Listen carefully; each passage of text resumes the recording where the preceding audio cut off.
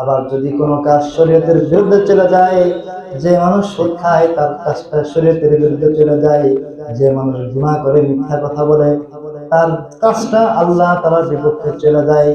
যারা যে আল্লাহর বিপক্ষে কোন কাজ করে, আল্লাহ বলছে কইরো না, তুমি করতেছো, আল্লাহর বিরুদ্ধে যুদ্ধ ঘোষণা করলা। আল্লাহ তাআলা কোরআনে হাকিমের মধ্যে বলে, যেই কাজ আমি আল্লাহ নিজে হারাম করছি, যেই কাজ আমি কোরআনে কারীমের মধ্যে নিষেধ করে দিয়েছি, এটা হারাম। মিথ্যা বলা হারাম, সুদ খাওয়া হারাম, ব্যভিচার করা হারাম, জিনা করা হারাম। এই যে হারাম আল্লাহ তাআলা নিজে বলে দিয়েছেন কোরআনের মধ্যে, এটা আমার আপনার কথা। আল্লাহ নিজে বলতেছেন এটা হারাম।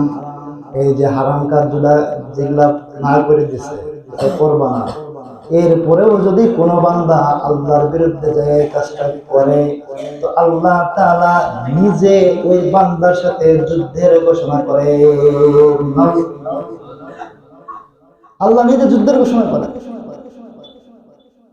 এই জন্যই ছোটখাটো যে আমলে আমরা করি, শরীয়ত বিরোধী কোনো কাজ নয়, ইসলাম বিরোধী কোনো না কাজ করি, আমরা আল্লাহ তাআলার হুকুম আহকাম যতটুকু করেছেন এর মধ্যে, শরীয়তের গণ্ডির মধ্যে থেকে সবকিছু করতে হবে, এর বাইরে যাওয়া যাবে না।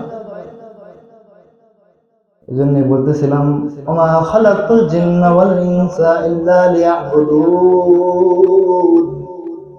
আল্লাহ তাআলা বলে, বান্দারে তোমারে আমি সৃষ্টি করছি আমার ইবাদত করার জন্য। এখন যদি তুমি আমি আল্লাহর ইবাদত না করে শয়তানের ইবাদত করো, আমি আল্লাহর ইবাদত না করে যদি নফসের ইবাদত, নফস চাইলো, মন চাইলো তো গান শুনলেন, মন চাইলো ঘুষ খাইলেন, মন চাইলো সুদ খাইলেন, মন চাইলো তো গান শুনলেন। এই যে গুনাহগুলো তো নফসের গোলাম, এটাকে কি বলে বলেন? নফসের গোলাম, মানে নিজের মন চাইতেছে এটা গোলামি করতেছে। কিন্তু আল্লাহর গোলামি কি? আল্লাহ বলতেছে এটা কেন না হচ্ছে, এটা মানা হচ্ছে আল্লাহর গোলামি। আল্লাহ না করছে তো করা যাবে, এটা করবো না, এটা হচ্ছে কার গোলামি? আল্লাহর গোলামি। আর মন চাইলে একটা জিনিস করতে মন চাইতেছে, হ্যাঁ করে ফেলো, এটা হচ্ছে কি? নিজের নফসের গোলাম। আর শয়তানের গোলামি কি? ওই যে যত কুমন্ত্রণা, ব্যভিচার, জিনা, সুদ খাওয়া, ঘুষ খাওয়া, এগুলো সব হচ্ছে শয়তানের কাজ। এগুলো কি? শয়তানের কাজ। এখন যদি আপনি এই কাজগুলা করেন তো শয়তান খুশি হয়ে যায়। কে খুশি হয়? শয়তান খুশি হয়ে যায়, আল্লাহ নারাজ হয়। এখন আপনি বলেন, শয়তানকে খুশি করবেন নাকি আল্লাহকে খুশি করবেন? হ্যাঁ, আল্লাহকে খুশি করতে হবে।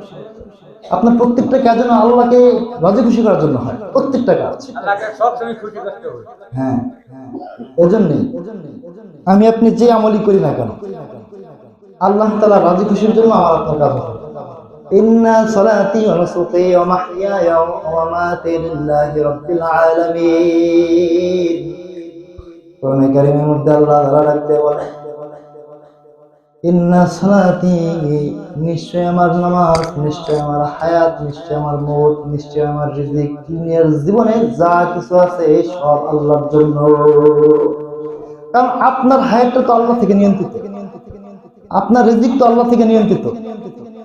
ইন্নাল্লাহা আশতারা মিনাল মুমিনিন আনফুসাহুম ওয়া আমওয়ালাহুম বিআন্না লাহুমুল জান্নাহ। দেখেন আল্লাহ কি বলছে, ইন্নাল্লাহা আশতারা, নিশ্চয় আল্লাহ ক্রয় করেছেন, নিশ্চয় আল্লাহ ক্রয় করে নিয়েছেন, মিনাল মুমিনিন, মুমিনদের কাছ থেকে। কি ক্রয় করেছেন? কি কিনছেন? আনফুসাহুম, তাদের জীবন, তাদের নফস, তাদের হায়াত, তাদের আত্মাকে কিনে নিয়েছেন। ওয়া আমওয়ালাহুম, এবং তাদের সম্পদ, মাল সম্পদ যেগুলো আছে এগুলোকে ক্রয় করে নিয়েছেন। বিনিময়ে কি করেছেন?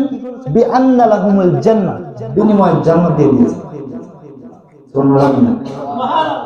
আল্লাহ তাআলা জান মাল কিনে নিয়েছেন, বিনিময়ে কি দিয়েছেন? আমাদের জান্নাত দিয়ে দিয়েছেন। অর্থাৎ জান্নাতের বিনিময়ে মুমিনদের জান মাল আল্লাহ কিনে নিয়েছেন। এখন তাহলে বলেন তো, আপনার জানের মালিক কে? মালের মালিক কে? আল্লাহ কিনছেন। আল্লাহ কি করছেন? কিনে নিয়েছেন আমাদের থেকে, বিনিময়ে কি দিয়েছেন? জান্নাত দিয়েছেন। এখন যার কেনা জান, যার কেনা মাল, আমার আপনার মাল তো আমার না, আল্লাহ কিনছেন না, জান তো আমার না, আল্লাহ তো কিনে নিয়েছেন। এখন তার ওয়ার্ডার অনুযায়ী ব্যবহার করতে হবে কি হবে? যার জিনিস তার ডিরেকশন অনুযায়ী ব্যবহার করতে হবে আমাদের জান্নাত। আমার না, এটা তো আমার না। আল্লাহ কোরআনের মধ্যে বলছেন, আমি তোমাদের জান্নাত কিনে নিয়েছি, বিনিময়ে তোমাদেরকে জান্নাত দিয়েছি। এখন যার কেনা জিনিস তার ওয়ার্ড অনুযায়ী তার কথা অনুযায়ী আমাদের এটা কি করতে হবে, ব্যবহার করতে হবে। মন চাহে জিন্দেগি ব্যবহার করলে আমি আপনি কি করবো, ধরা খাই যাবো। মালিকের জিনিস যদি আপনি যেমন ইচ্ছে তেমন ব্যবহার করেন, জব দিয়ে করতে হবে করেন। একটা জিনিস আপনি ধরেন একজনের কাছে একটা সাইকেল ধার নিচ্ছেন, উনি কিনছেন, উনি সাইকেলের মালিক, আপনি ব্যবহার করে ভাঙে গেছে একদম শেষ করে দেবেন, এর জবাব দিয়ে করতে হবে। কেন ভাঙলেন, এটা জরিমানা দেন। জানমাল আপনি আল্লাহ কি কিনে নিয়েছেন, বিক্রি করে দিচ্ছেন জানমাল। এখন ব্যবহারটা যদি আপনি ইচ্ছা মতো করেন, তাহলে তো হাসরের দিন ওই যে জবাব দিয়ে করতে হবে যে আমার কেনা জান, আমার কেনা মাল তুমি কেন এরকম করলা, নষ্ট করলা কেন, গুনাহ কাজে লাগালা কেন, জবাব দিয়ে কর। কি করবেন বলেন? এই জন্য ভাই অল্প সময়, আমাদের সময়টা কি খুবই অল্প।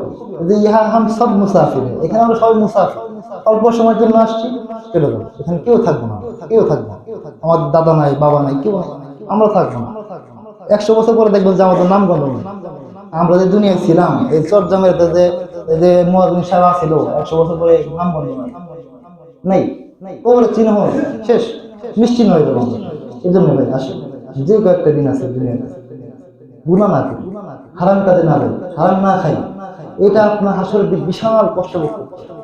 আপনি এখন সামান্য একটু হারাম খাইলেন, এই শাস্তিটা কিন্তু অনেক বিশাল, হাসরের দিন তুলে দিতে পারবেন না, সহ্য করতে পারবেন না। এই জন্য রসুল এই জন্য বেশি বেশি কান্না করছে।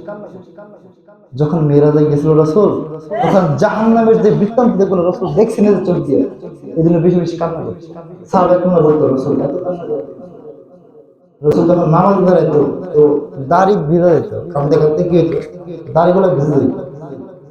তো রসুল বলতেন সাহাবীরা আমি যা দেখছি, এইটা যদি কোনো মানুষ, দুনিয়ার কোনো মানুষ যদি নিজের চোখ দিয়ে একবার দেখতো, কোনো দিন আর মসজিদ থেকে বেরোতো না, সেজদা থেকে মাথা উঠে যেত, সেজদা থেকে মাথা উঠে যেত না, ভয় পাইতো, হাসতো না কোনোদিন। আমি জাহান্নামের আগুন আমি নিজের চোখ দিয়ে দেখছি, এত ভয়ঙ্কর, এত বিশাল আযাব আমি নিজে দেখছি। এটা যদি কেউ দেখতো, ও হাসতো না কোনোদিন, ও সংসার করতো না, বিয়ে করতো না, কিচ্ছু করতো না, ভয়ে মসজিদ থেকে বেরোতো। হ্যাঁ, আসুন, আমাদের মেসেজ এতটুকুই, আমরা চাই সবাই মিলে জানাতে হবে, সবাই মিলে আমরা কই যাবো, জানাতে হবে। আপনাদেরকে কিভাবে জাহান্নাম থেকে বাঁচানো যায়, দায়িত্ব হচ্ছে আমার, এটা আপনাদের বলা। এখন যদি বলেন না হুজুর এইটা বলা যাবে, এটা করা যাবে না, তাহলে বলেন আমরা তো দায়িত্বই নিচ্ছি আপনাদেরকে জাহান্নাম থেকে বাঁচায়, জান্নাতে না। এখন যদি বলেন জাহান্নামের কাজ বলা যাবে না, মুশকিল।